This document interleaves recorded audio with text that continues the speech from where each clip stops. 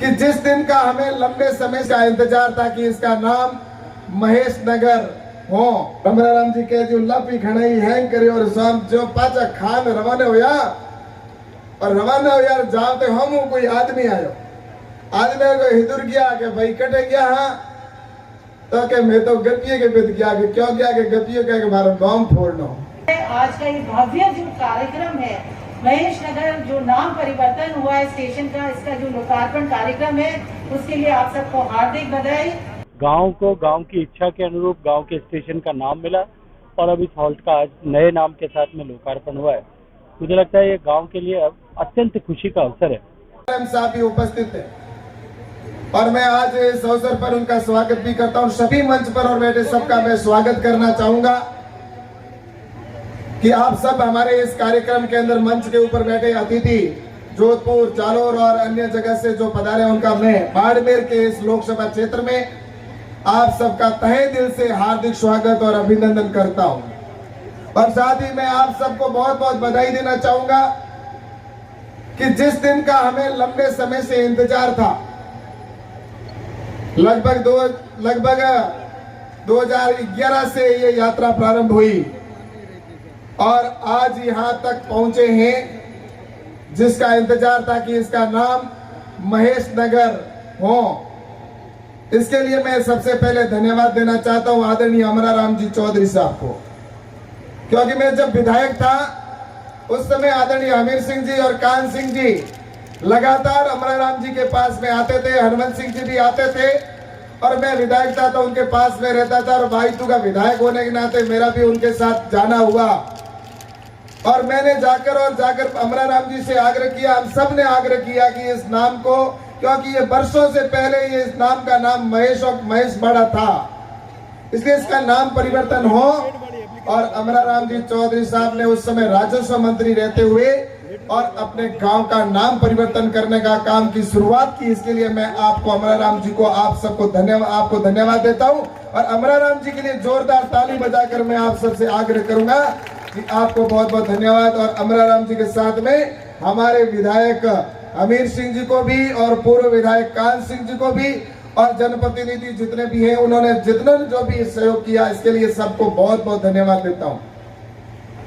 अभी हमीर सिंह जी ने एक बात कही कि यहां से जाने के बाद में नाम वो मत लेना। हमीर सिंह जी ने बिल्कुल सही कहा। एक बार की घटना है, एक बार एक हमारे वहां पर रहता था, उसका नाम था गपिया। लोग उसको सब कहते थे कि गपियो आयो। गपिये ने एक दिन कहा, अरे सब मुझे गपिया कहते हो, मेरा नाम तो सही रखो। तो गांव वालों ने सबने कहा भाई एक दिन जीवण करावे तुम्हें। तो गांव वालों ने पूरे ने सबने कहा भाई ठीक है। उसने कहा मैं नाम के लिए कुछ भी करूंगा। पूरे गांव को जीवन जिमाया। राम जी के जो लपी खड़ाई हैंग करे और शाम जो पाचा खान रवाना होया और रवाना हो यार जाते हम कोई आदमी आयो, आदमी को हिदुर गया कि भाई कटे गया हाँ, तो के मैं तो गपिये के बित गया कि क्यों गया कि गपिये का हमारा गांव फोड़ना। तो गांव की आजादी के बाद में इस गांव इस देश के अंदर अगर ऐसी प्रधानमंत्री नरेंद्र मोदी जी जिस तरह से देश के अंदर काम कर रहे हैं, ऐसे अगर ईमानदारी के साथ में अगर दूसरी सरकारों ने उस समय अगर काम किया होता तो मेरे हिंदुस्तान की तस्वीर कुछ और होती।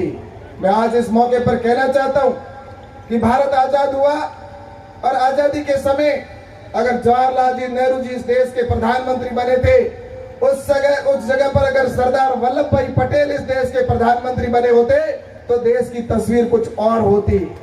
लेकिन दुर्भाग्य से इस देश के अंदर जिन्होंने शासन किया, हमें कितना इंतजार करना पड़ा। आजादी का हम अमृत महोत्सव मना रहे, 75 साल हो रहे हैं हमारे देश के अंदर आजादी के। लेकिन आपने देखा होगा इस देश के अंदर विकास की, अगर वास्तव में गांव के विकास की शुरुआत हुई तो हमारे अटल बिहारी जी वाजपेयी जी के समय में प्रधानमंत्री ग्राम सड़क योजना प्रारंभ हुई, उसके बाद में गांव में विकास प्रारंभ हुआ। वरना हमारे यहाँ के हालात तो आप और हम सब जानते।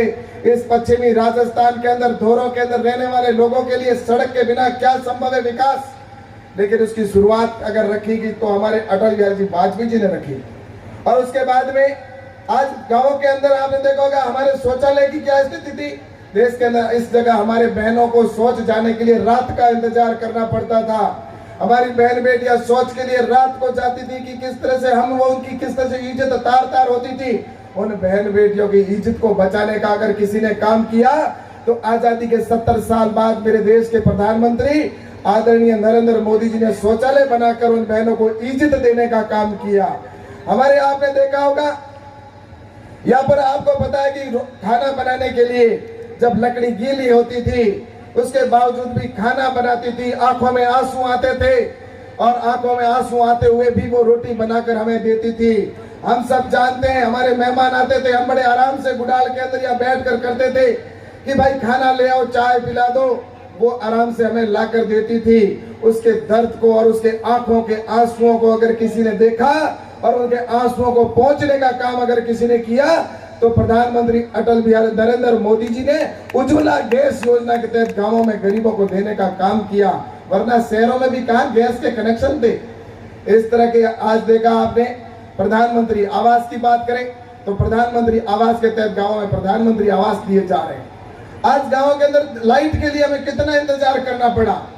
लाइट के लिए पंडित दीनदयाल जी उपाध्याय के नाम पर जिस एक योजना प्रारंभ की कि गांव में भारत आजाद होने के बाद सिर्फ 36% घरों में लाइट थी, लेकिन आज इस देश में लगभग 95% घरों के अंदर लाइट पहुंचाने का काम किया तो नरेंद्र मोदी जी ने उज्ज्वला गैस दीनदयाल ग्राम ज्योति योजना के तहत किया। ये मैं इसलिए कह रहा हूं कि आजादी के बाद में जो काम हुआ है इसकी शुरुआत हुई